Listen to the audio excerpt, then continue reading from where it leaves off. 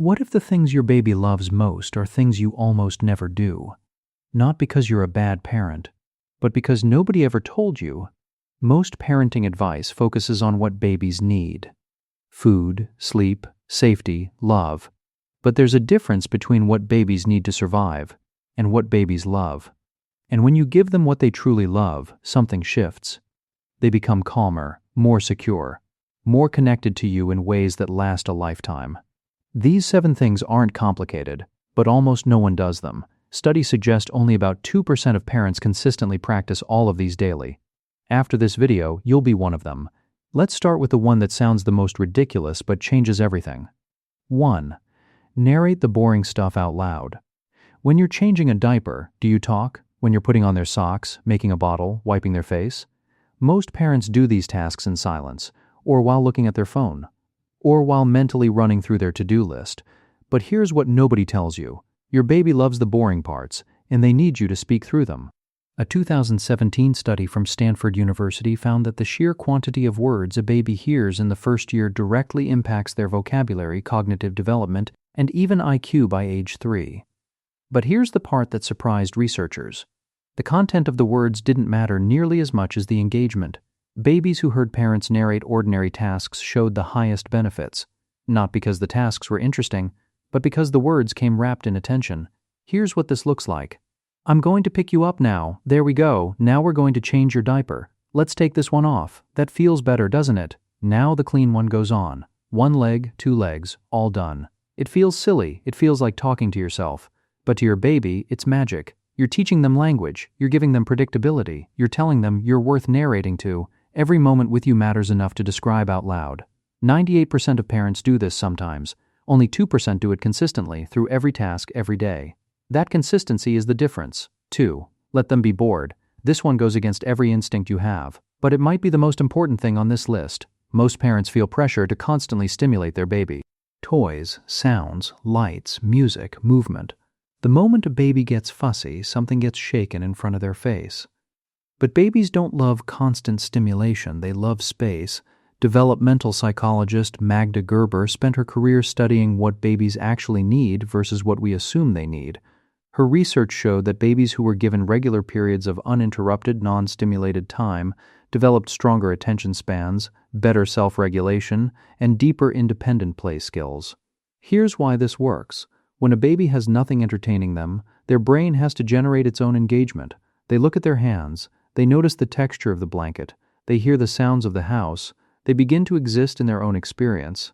That's the beginning of inner life, and it can only develop in boredom. Here's the practice. Once a day, put your baby in a safe space with nothing, no dangling toys, no music, no screen, just them and the room. Watch what happens at first. They might fuss.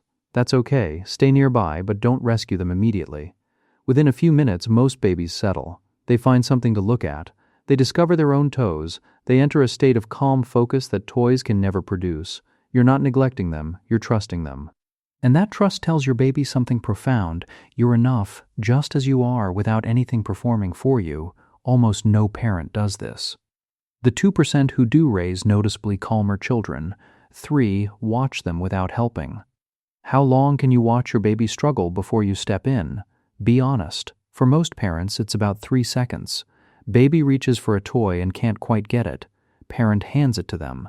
Baby tries to roll over and gets stuck. Parent flips them. Baby fusses with a problem. Parent solves it immediately. It feels like love. But here's what's actually happening. You're stealing something your baby loves, the experience of figuring it out. A 2018 study in the journal Infancy found that babies whose parents delayed intervention during mild struggle showed significantly higher persistence, problem-solving ability, and frustration tolerance by age 2 compared to babies whose parents helped immediately. Babies don't just tolerate struggle, they need it. There's a specific kind of satisfaction that only comes from doing something hard and succeeding. When you do it for them, you take that satisfaction away. Here's the daily practice. When your baby is working on something, whether reaching, grasping, rolling, anything, sit on your hands. Literally. Watch silently. Let your face show calm confidence, not anxiety. Breathe. Wait at least 30 seconds before helping. Often, that's all they need to solve it themselves. When they do, watch their face. There's a specific expression babies make when they accomplish something on their own. It looks like pride, because it is. You didn't give them that, they earned it. And your job was to get out of the way. And hey, if any of this is making you rethink how you interact with your baby, hit that subscribe button. That's how we get these videos to the 2% of parents who actually want to understand how babies really think. 4. Repeat the same thing until you lose your mind. If there's one thing that exhausts parents, it's repetition. Same song, same game, same book, over and over and over again. Most parents eventually change things up. They introduce variety. They get bored and assume the baby must be bored too. But here's the truth. Babies love repetition in a way adults can't even comprehend. Neuroscience explains why. Every time your baby experiences something again, their brain isn't just recognizing it. It's strengthening the neural pathways associated with that experience. Repetition is literally how their brain builds itself. A 2011 study from the University of Sussex found that babies who heard the same stories and songs repeatedly showed faster language acquisition, better memory, and more positive emotional associations than babies exposed to constant variety. Here's what this means practically. When your baby loves something, don't move on. Do it again, and again, and again. Same song before bed every single night. Same peekaboo game in the same way. Same silly voice making the same sound. You'll feel like you're losing your mind. That's fine, because every time you repeat it, your baby isn't having the same experience. They're having a deeper one. They're predicting what comes next. They're feeling the joy of being right. They're associating that moment with you, permanently encoding the feeling of safety and delight. By the 100th time, you'll be exhausted by that song. But your baby will be neurologically shaped by it. 5. Let them see your real face. Most parents put on a performance for their baby. Happy face. Big smile. Excited voice. No matter how you're actually feeling, you project pure positivity because that's what good parents do. But babies don't love the mask. They love the real you. A fascinating 2015 study on emotional authenticity found that babies as young as 4 months can detect the difference between genuine emotion and performed emotion. When parents displayed authentic feelings, even subtle ones, babies showed more engagement and better emotional regulation than when parents performed exaggerated positivity. Here's why this matters. Your face is your baby's first textbook for emotions. If they only ever see performed happiness, they don't learn what real feelings look like. They can't develop the ability to read emotional truth. But when you let your real emotions show, tiredness, frustration, calm, joy, whatever is actually present, you give your baby something priceless. Emotional education. Here's what this looks like. If you're tired, let your face be soft and tired, not artificially bright. If you're feeling calm, let your face be calm. If you're genuinely delighted, let it show. You don't need to project your stress onto your baby or overwhelm them with negative emotions. But you also don't need to pretend you're happier than you are. The 2% of parents who do this raise children who are significantly better at reading emotions, regulating themselves, and trusting their own perceptions, because they learned early that faces tell the truth. 6. Wait before you respond. When your baby makes a sound, how fast do you respond? For most parents, it's instant.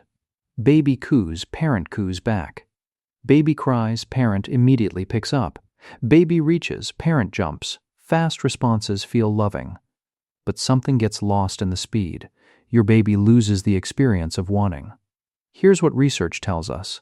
A 2019 study on serve and return interactions found that babies whose parents paused briefly, even just 2 to 3 seconds, before responding showed higher levels of what researchers call communicative persistence. They learned that their signals worked, that they could send a message and trust that it would be received. Not because someone rushed, but because someone listened. Here's the daily practice. When your baby makes a sound or a gesture, pause, just for a beat. Look at them. Let them see that you noticed. Then respond. That pause changes everything. It says, I heard you. I'm thinking about what you said. I'm choosing to respond. Compare that to an instant reaction, which says nothing about attention at all. It's just reflex. Babies love being heard, but being heard requires a gap between their signal and your response. That gap is proof that listening happened. 2 seconds of pause. That's all it takes, and almost no one does it. 7. Make mistakes and fix them. This is the one that sets the 2% apart. Most parents try to be perfect, consistent, always calm, never wrong. They believe that flawless parenting creates secure babies, but the opposite is true. Babies don't need perfect parents, they need parents who repair. Psychologist Ed Tronick's research on rupture and repair is some of the most important work in developmental science. His studies found that even the most attuned parents are only in sync with their babies about 30% of the time. Misattunements happen constantly, but here's the key finding. Babies whose parents noticed misattunements and repaired them showed stronger attachment, better emotional regulation, and greater resilience than babies whose parents tried to be perfect and never acknowledged mistakes. Here's what repair looks like. You misread a signal. You thought your baby was hungry, but they were tired. You got frustrated for a second. You were distracted when they needed attention. Instead of pretending it didn't happen, you acknowledge it. Oh, I got that wrong. You didn't want milk. You wanted to sleep. I'm sorry. Let me try again. Your baby doesn't understand the words, but they understand the shift. They feel you coming back. They experience the rupture being healed. That experience is more valuable than perfection ever could be. Because life is full of ruptures. Relationships break and mend, connections fray and reconnect. By experiencing repair with you, hundreds of times, your baby learns the most important emotional skill a human can have. Things can go wrong, and we can make them right again. That's not failure. That's love. The 2% of parents who understand this don't stress about being perfect. They stress about coming back. They know the mistake isn't the damage. The damage is not repairing it. So mess up. Then come back. Your baby won't remember the rupture. They'll remember that you returned, every single time, and that memory becomes the foundation of how they trust people for the rest of their life. 7 things. Almost none of them require buying anything or doing more. Most of them require doing less, talking through the ordinary, allowing boredom, stepping back, repeating without variety, showing your real face, pausing before responding, repairing instead of perfecting. These aren't techniques. They're ways of being with your baby that honor who they actually are, not a project to be optimized, a person to be known. You don't need to do everything right. You just need to do these 7 things every day with intention. Do that and you won't just be in the 2%. You'll be exactly the parent your baby was hoping for.